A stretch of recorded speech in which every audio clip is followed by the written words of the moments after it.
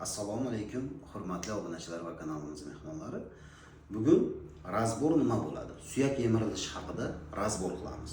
Suyak yemirilishi haqida oxirgi paytlarda internetda o'rmon qora, sabelnik, undan tashqari qora andaz o'simliklarini jamlab iste'mol qiling degan har xil taklif tavsiyalar ko'payib ketdi. Endi bu haqda men o'z fikrimni bildirmoqchiman. Fitoterapevt, vrach sifatida. Umumiy amaliyot shifokori, pediatr, manual terapevt va fitoterapevt yo'nalishlarida diplomlarim bor va bu giyohlar bilan qanday podxod qilish kerakligini, qanday bu kasalliklarga to'g'ri davolash kerakligi haqida aytib o'taman. Demak, umuman olganda suyak yemirilishi haqida tushunchamizni kengaytirib olishimiz kerak. Suyak yemirilishi nima o'zi? Suyak yemirilishi bir nechta xil sabablari bo'ladi. Qalqonsimon bezdan bo'lishi mumkin. Ayollardagi erkaklardan gormonlardan bo'lishi mumkin. Yosh o'tishi bilan apoptoz belgilari bilan bo'lishi mumkin. Buni kengroq tushuntirib beraman. Demak, yosh o'tishi bilan apoptoz bo'lishi suyaklarda qarishi, suyaklarda bo'linib ko'payayotganda kollagenni bitta hujayra ishlab chiqarmasdan ikkinchi hujayra paydo bo'lmasligi haqida aytib beraman. Demak, kollagen hosil qilish uchun bitta hujayra o'zidan kollagen hosil qilib keyin o'lish kerak. Keyin bu hujayra o'sha kollagen hisobiga tiklanishi kerak. Bitta suyak ikkinchi suyakni yaratadi. Mana shu proses qariganda, yosh o'tganda to'siladi. Ikkinchi muammo ayollarda gormonlarda o'zgarib ketishi, klimaks va boshqa gormonal o'zgarishlar. Kasalliklar bo'lishi mumkin, miomomatika va boshqa. Bular gormonlarning o'zidan o'zi buzilishiga olib keladi. Gormonlar o'zgarishi bilan suyakdagi kalsiyning hammasi yuvilib ketadi. Buning hisobiga suyak yemirilishi boshlanadi. Endi 3-etapda buyrak yetishmovchiligi holatda kreatinin miqdori oshib ketadi. Buni buyrak yetishmovchiligi bor bemorlar biladi. Bu narsa parad gormoni, qalqon oldi bezidan parad gormoni ajralishiga, bu parad gormon suyakdagi kalsiyni ishini olishiga va suyak yana yemirilishiga olib kelyapti. Demak, bir nechta sabablarga qarab davolash ham bir nechta bo'lishi kerak. Sabellik, bolotniy, o'rmon qora, andaz bilan faqat kifoyalanish kerak degan emas. Endi davolanish uchun qaysi giyohlardan biz foydalanishimiz haqida keng tushuncha berib o'taman. Yana bitta narsani aytishni esdan chiqaraman. Bu qaraganda suyaklarda yomon kislorodning to'planishi kuzatiladi. Aktiv kislorod deyiladi. Yomon kislorod nima qiladi? Umuman antioksidant xususiyatga ega bo'lgan hujayralarni o'sha xususiyatini pasaytiradi. Demak, qarish tezlashadi ekan. Demak, buni qaysi giyohlar bilan davolaymiz? Nazarimizni mana shu giyohlarga qaratamiz mana. Bir nechta giyohlar to'plami mavjud. Demak, bu giyohlardan mana sabelnik, bolotniy yallig'lanishni bosadi, suyaklardagi yemirilishni kamaytiradi, og'riqni qoldiradi. Xaxalatka ham xuddi shu ishni qiladi. Og'riqni qoldiradi, undan tashqari yallig'lanishni pasaytiradi. Andaz ham shu ishni qilyapti. Endi suyaklarda kollagenni ko'paytiradigan narsa kerak bizga. Mana boya tushuntirdim-ku, bitta hujayra tirilib yashashi uchun keyingi hujayra o'ladi. O'lishdan oldin kollagen ishlab chiqaradi. Unga esa kremni saqlovchi giyohlar sabab bo'ladi. Spor ishqo'sh qo'shildimi, kremni moddasi kiryaptimi, kollagen ko'payapti, hujayra bo'linib ko'payishiga yo'l ochilyapti.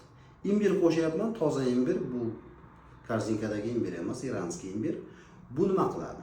Bu yallig'lanishni bosadi. O'rmon qora, sabelnik qilgan ishni qiladi. Safora yaponskaya suyaklardagi suyaklanishni, kalsiyni ko'paytirib beradi. Chunki tarkibida kalsiy moddasi ko'p.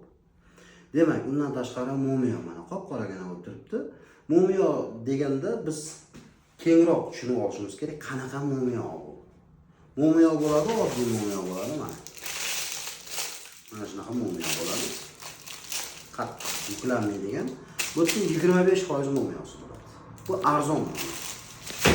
Mana bu 80% momiyosi bor tarkibida. Yuklanadi, o'ziladi, buraladi. Mana shu momiyodan qo'shiladi. Undan tashqari, demak, bizga tuzlarni haydash ham kerak. Tuzlarni haydash uchun krapiva qo'shamiz. Krapiva qo'shiladi.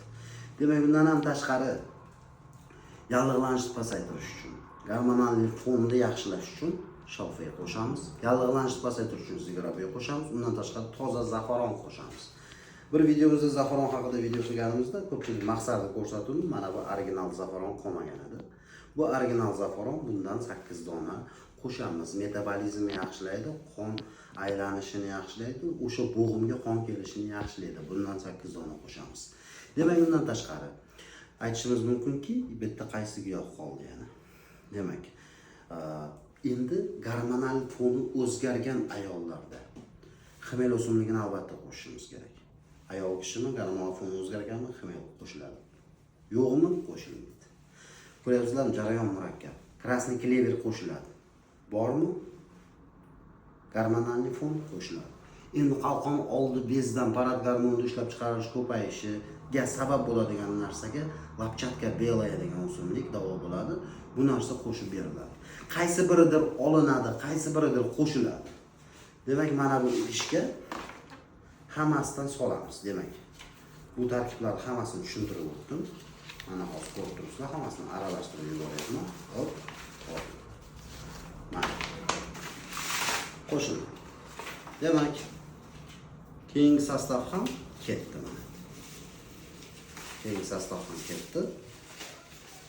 Hop. Hop. Nomi ham tushdi oxir. Undan keyingi sostav ham qo'shildi. Endi mana bu podsolnixani, semichkani ildizi. Bu kimlarga qo'shiladi? Qachonki podagrasi bo'lsa, urat tuzlari ko'p bo'lsa, bundan ham qo'shib beramiz. Urat tuzlari bo'lmasa, yuragida muammosi bo'lsa, mumkin emas. Sizni kasalligingizning holatiga qarab, sizda nima jarayon ketayotganiga qarab, bu giyohlardan olinadigan yoki tashqaridan qo'shiladigan giyohlar bo'lishi mumkin. Shuning uchun narxini ham mana shu zborda men точный aniq ayta olmayman. Buni narxi mana shuncha deya olmayman. Mana hozir bizda bitta zbor paydo bo'ldi. Mana shunaqa to'plamdan 6 ta beraman. Demak, suyak yemirilishiga yaxshi effektlar bilan chiqamiz, xudo xolasa, ilmiy tomonlama kallani ishlatgan holatda. Demak, mana shu to'plam gormonal tomondan buzilish yoshi katta holatdagi bemorga to'g'ri kelar ekan. Endi u aytsa, meni gormonal holatim yaxshi holatda, doktor. Menda faqat suyak yemirilishi bo'lyapti deb hamma analizlarni menga tashlab bersa Telegramdan, men uni ko'rsam, BTS pochtadan unga men o'ziga xos qilib yozib beraman. Uni o'ziga xos qilib yozib beraman. Bir xil narsa qilib bermayman. Bemorning holatiga qarab, bemordagi muammolarni o'rganib, balkim yuragida muammosi bordir, balkim jigarida muammosi bordir, balkim pochkasida muammosi bordir. Ba'zi giyohlar pochkaga to'g'ri kelmaydi. Masalan, kremniy saqlovchi sporish qo'shlar buyrak kasalliklariga to'g'ri kelmaydi. Qachonki glomerulonefrit yoki boshqa nefrotik sindromlarda mumkin emas. U narsalarni men bermayman. Kerak bo'lgan narsalarni beraman. Mana shu to'plam har xil bo'lishi mumkin olayotgan bemor uchun o'ziga xos individual bo'ladi. Individual degani o'ziga xos. Masalan, Ravshanga boshqacha zubur bo'ladi. Sitaropaga boshqacha zubur bo'ladi. Xuddi shunaqasiga yasab beriladi. Xullas, bu reklama, buni aniq aytish kerak. Bu suyak yemirilishiga mana hozirgi kunda vrachebniy tomonlama, tabiblar tomonlama, umuman hamma tomonlama ilmiy izlanishlar natijasida hosil bo'lgan to'plamlar hammaga o'ziga xos. Bitta Ravshan uchun bo'ladigan zbor beriladi. Nigor opa uchun bo'ladigan zbor beriladi. Va uni ahvolini yaxshilaydi. Ravshanning ahvoliga yomon ta'sir ko'rsatadi. Ravshanning suyak yemirilishiga qarshi dorisi Nigor opaga yomon ta'sir ko'rsatadi. O'sha narsalarni hisobga olaylik, aqlimizni ishlataylik. Nima olayotganimizni bilaylik. Men birovlar bozorni kasod qilish niyatim yo'q. Shunchaki aql o'zinglarniki, meni aqlim o'zimniki. Xullas, original giyohlar tarkibi, ularni o'ziga xos sifat haqida ham gapirib o'tdim. Raqamim 90 349 0530. Aloqaga chiqaveringlar, o'zlaringizga mos qilib suyak yemirilishiga dori yasab bering. Hammaga shifoyi komil sog'lik tilagan holatda sizlar bilan doktor Ibragimov sog' bo'linglar, salomat bo'linglar.